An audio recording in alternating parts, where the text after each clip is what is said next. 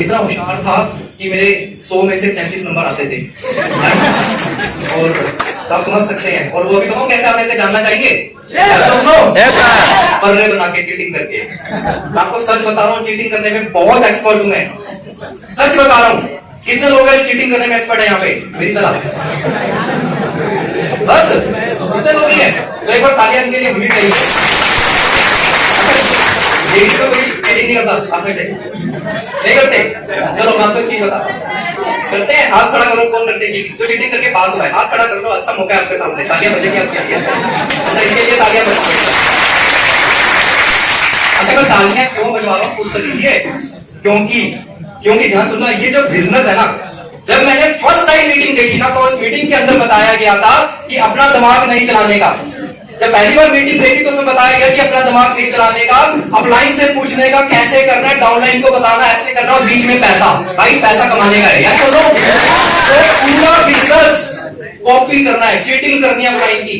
एक कामयाब अपलाइन को पकड़ने का और उसको पूरा का पूरा चीटिंग करके उतार लेने का, नोट्स बना लेने का, और जो करना है ना अपलाइन कर रहा है सिर्फ वही चीज कर दो। आपको सच बताऊं, जब मैंने ये प्लान देखा ना तो एक चीज समझ आ गई कि ये तो भाई साहब अपने लिए बिजनेस बनाए। तो स्कूल में चीटिंग करके, कॉलेज में चीटिंग करके पास हुआ और ये बिजनेस ही चीटिंग करने का है, दिमाग तो चलाना ही नहीं है। अगर चीटिंग करके अगर 3 साल के अंदर 1 लाख रुपए महीना आ जाता है, चीटिंग करके BMW कार आ सकती है, चीटिंग करके आप लंदन, अमेरिका, स्कॉटलैंड जैसी जगह घूम सकते हैं, तो मेरे दोस्त चीटिंग करना सही है या गलत है? तो मेरे दोस्त चीटिंग करना शुरू कर दो। मैं सच बता रहा हूँ आपको, चीटिंग करना शुरू कर दो। अपनी अपलाइन को पकड़ के, जो आपकी कामयाब अपलाइन है उनको पकड़ दो और उनकी आदतों को कॉपी करना शुरू कर दो। वो क्या करते हैं सुबह उठ के, वो कौन सी किताब पढ़ते हैं, वो कितने सेमिनार में जाते हैं, वो कैसा बोलते हैं, वो कैसा दिखते हैं, सब कुछ कॉपी करो। जब मैंने मीटिंग देखी तो एक चीज समझ आ गई कि भाई चीटिंग करनी है, दिमाग तो चलाना नहीं है, बढ़िया काम है, चलो कर लेते हैं। पर आपको पता है मैंने वो गलती करी जो यहाँ पे बैठे बहुत सारे लोग गलती करते हैं कि ज्वाइन तो कर लेते हैं पर ज्वाइन करने से कुछ नहीं होगा। मैंने ज्वाइन का पैसा दिया और पैसा मेरे पास भी नहीं था दोस्त, मैं भी कॉलेज में था और पैसा मेरे पास भी नहीं था, और अपने 3-4 दोस्तों को बुलाया, ठीक है, उनकी लिस्ट बनाई, 500 200 रुपए उधार लिया और फटाफट से पैसा लेके उनको सामान दिलवाया, अपनी आईडी पे सामान लिया, कुछ मैंने सामान लिया, यूज द प्रोडक्ट को यूज किया, 1000 रुपए के प्रोडक्ट यूज करके देखे, परफ्यूम लगाया, राइट। और मुझे लगा कि वो टीवी में ऐड आती है ना, परफ्यूम लगाते हैं लड़की पास आ जाती है,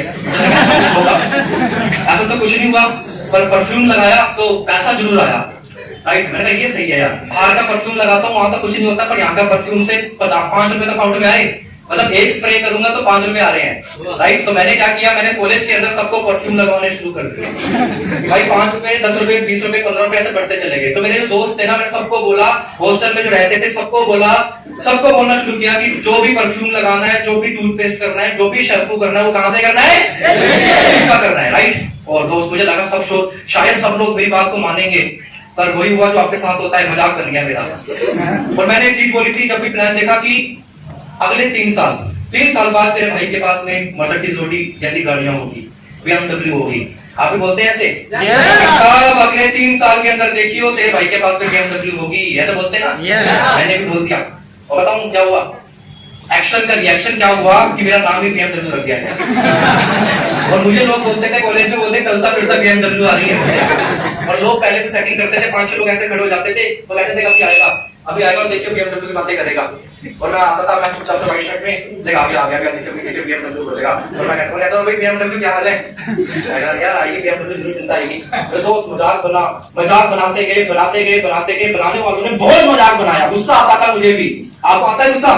आपके मुझ पे बेइज्जती करके जाते हैं आपके जानने वाले, आपके रिश्तेदार, आपके जो आपसे सबसे ज्यादा प्यार करते हैं, जो आपके साथ रहते हैं, जो आपके पड़ोस में रहते हैं, जिनके बारे में आप हमेशा सोचते थे कि कितने अच्छे लोग हैं, और वही लोग आपका मजाक बनाते हैं। ऐसा होता है मेरे साथ भी हुआ, तो इसका मतलब तो ये क्लियर हो गया कि जी आपकी कहानी और मेरी कहानी सेम है ना।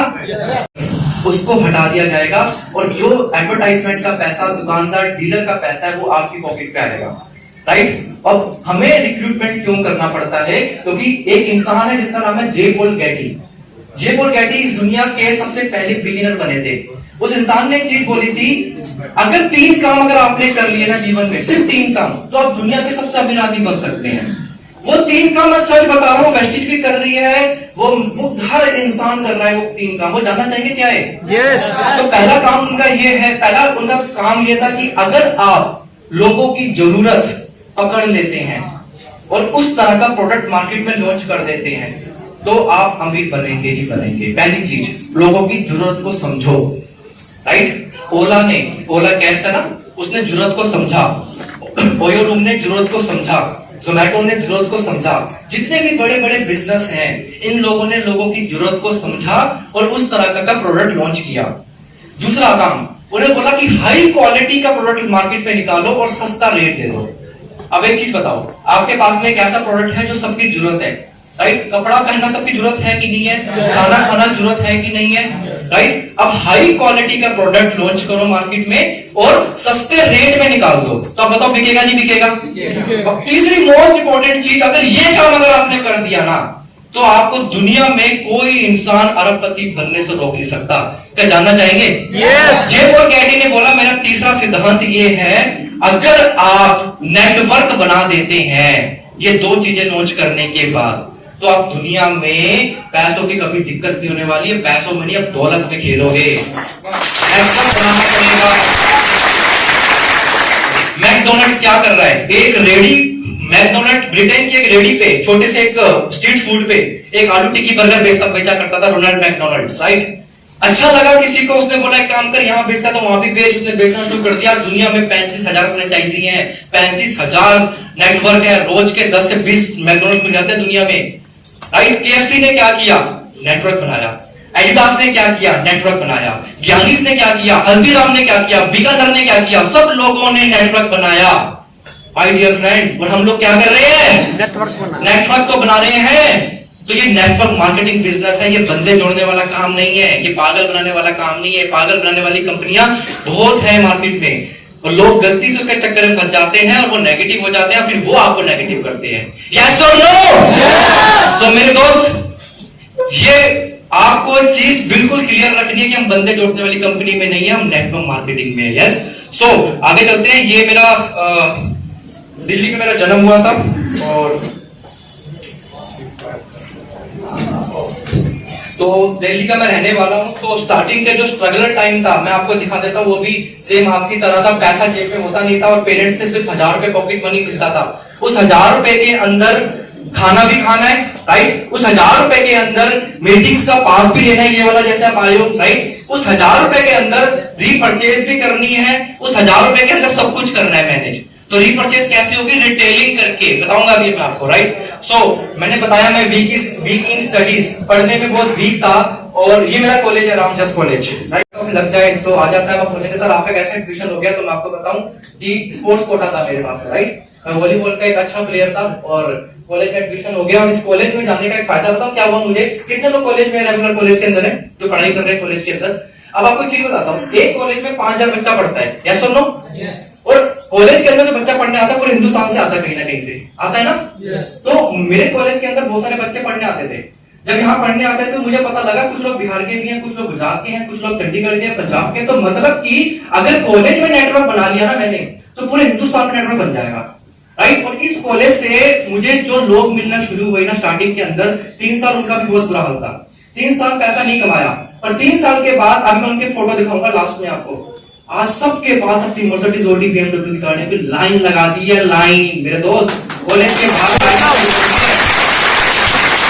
तो मैं इस तरह का दिखता था, 21 साल की उम्र थी मेरी। देखे आप, इसे कहते हैं ट्रांसफॉर्मेशन। तो तालियां होनी चाहिए मेरे लिए। तो आप ये शर्ट देख रहे हैं ना, शर्ट देखो, ये ध्यान से देख पा रहे हैं? ये शर्ट देखो लंबी है यहाँ से, है ना? ये लटक रही है यहाँ से। और ये क्यों है हमको पता है कि मेरे घर वालों ने सोच दी थी, बेटा कि चप्पल जो लेना है, जूता लेना है, 1 नंबर बड़ा लिया करो, क्योंकि पैर बड़ा हो जाएगा ना तो चलेगा, 2-3 साल चलेगा, है ना? कमीज जो पहनने का है ना वो 2-3 नंबर बड़ी लिया करो, पापा के साइज की लिया करो। जैसे कि पापा भी पहन ले तुम भी पहन ले, तुम बड़े हो जाओगे तो तुम्हारे काम आएगी। ये जो टाई है ना, टाई जो पहन रखी है, पापा को शादी में टाई मिली थी, वो टाई पहनती मैंने। ये कुछ नहीं है। और ये जो शर्ट आप देख पा रहे हैं ना, ये दिल्ली में बाजार है जिसका नाम है जनपद बाजार, जानते हैं? दिल्ली में जनपद है, फुटपाथ पे बाजार लगता है, वहां पे 100 रुपए की शर्ट मिलती है, 100 रुपए की लेके आता है। पैंट जो लेके आया था ये 200 रुपए की पैंट थी, जो बेल्ट है 50 रुपए की पैंट थी, जो जूते थे वो जूते ऐसे थे कि चलता था तो उसका नीचे का जो होता है पट्टा वो फटा रहता था, पट होता था वो, उसमें एल्फी और फेविक्विक को फेविकोल से चिपका के, ठीक है, बड़ी शर्म आती थी मुझे, ठीक है, चिपका चिपका के चलता था टेप लगा के, ठीक है, तो 200 रुपए का जूता ऐसी होगा ना 2 दिन चलेगा, तो ऐसी हालत थी, ठीक है। तो ये कपड़े जो है, ठीक है, ये पूरे के पूरे जनपद से सड़क छाप वाले कपड़े पहन रखे हैं, मुझको 500 रुपए में सारी ड्रेस आ गई थी, ठीक है, और ये इसलिए पहन रखे, मैं आपको एक चीज बता दूं कि जो दिखता है वो बिकता है मेरे दोस्त, something is better than nothing, है ना। एक तो हो गया कि आप चप्पल में मीटिंग करने जा रहे हैं, और एक हो गया थोड़ा सा कैसे भी है पर प्रोफेशनल बन के जा रहे हैं। तो एक चीज बता दूं आपको, जब भी मीटिंग करने जाओ तो हमेशा बन के जाओ, राइट। आप सपने दिखा रहे हो किसी को करोड़ों रुपए के, और आपके जूते खुद फटे हुए हैं, तो इंसान क्या बोलेगा, भाई अपना तो उंगलियां सुधार ले मेरे भाई, ऐसे बोलेगा ना। तो एक चीज ध्यान रखना है कि जब भी जाओ, ठीक है, परफ्यूम हमेशा वेस्टिज का छोटा परफ्यूम आता है ना, 80 रुपए वाला 85 का, अपनी पॉकेट में रखो, ठीक है, स्प्रे कर लो हमेशा, पसीने की स्मेल नहीं आनी चाहिए। मीटिंग में जाने से पहले प्याज खा के मत जाओ, कुछ लोग प्याज खा के चले जाते हैं, सामने वाला बंदा परेशान हो जाता है, यार क्या कर रहा है ये, तो प्याज नहीं खाना। और अगर प्याज खा के जा रहे हो तो वेस्टिज का माउथ वॉश आता है, खुला कर लो उससे।